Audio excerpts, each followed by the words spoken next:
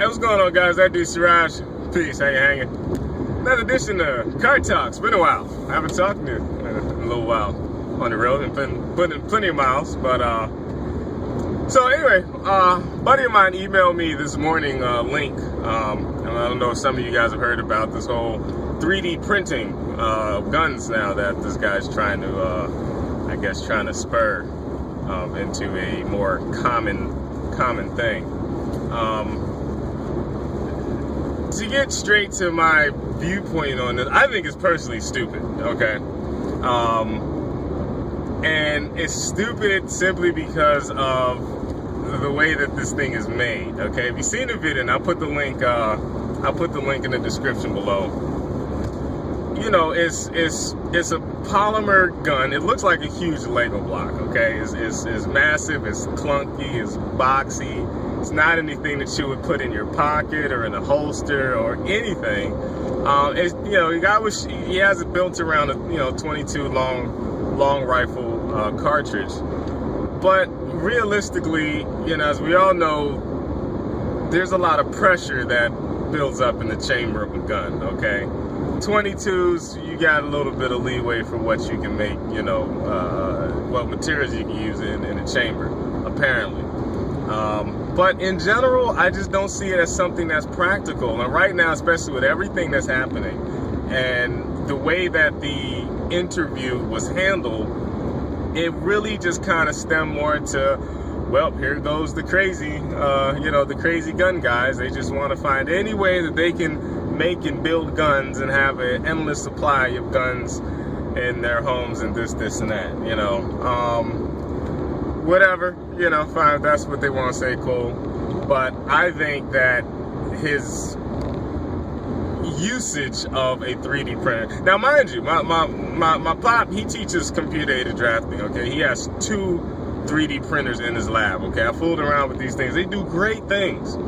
And I just kind of feel like for that type of technology, you know, if somebody's going to be having something in their home, there's a gazillion things that you could find that would make much better use of that type of technology than printing out Lego blocks that shoot 22 long rifle rounds. Okay, it's just, you know, to me.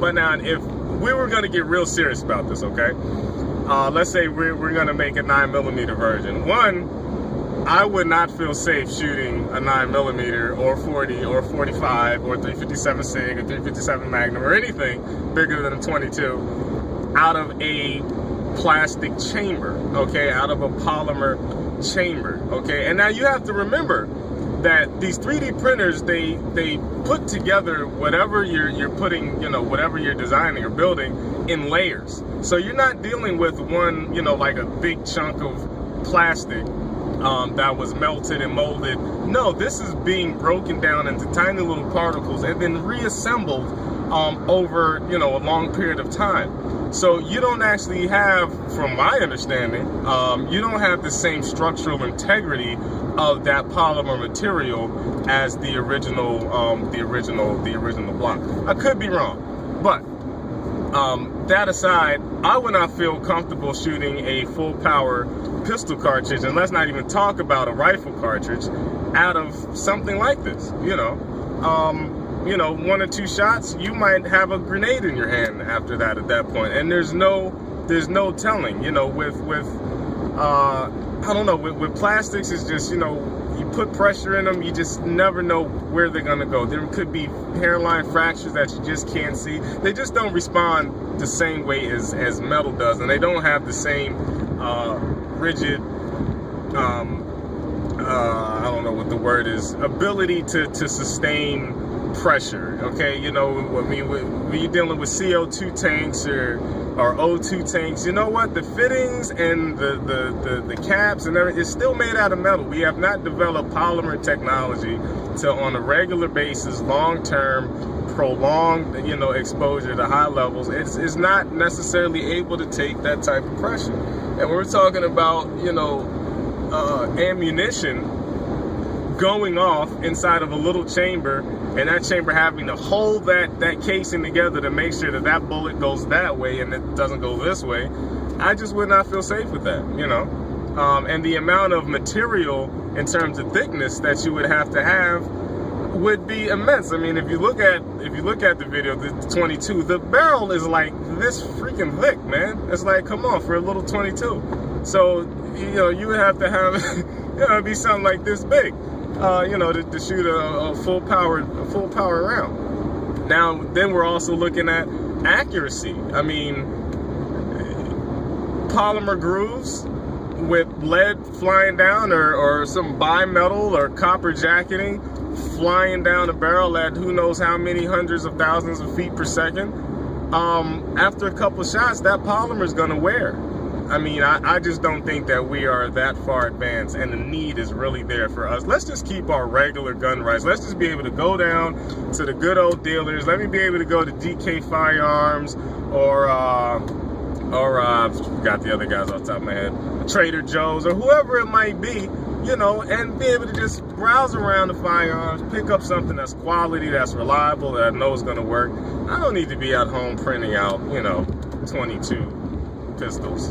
I mean, I don't know. It's just a stretch for me. It doesn't make sense. And when we're talking about efficiency, effectiveness, something that's going to be safe and reliable for a long time, I just don't see it right now. I don't see the need for that right now. I think that is really, you know, they just wanted a news story of, and the way that they described this guy, he was I can't remember exactly what it was, but he was a something anarchist, you know, like a freedom, liberty anarchist or something like that.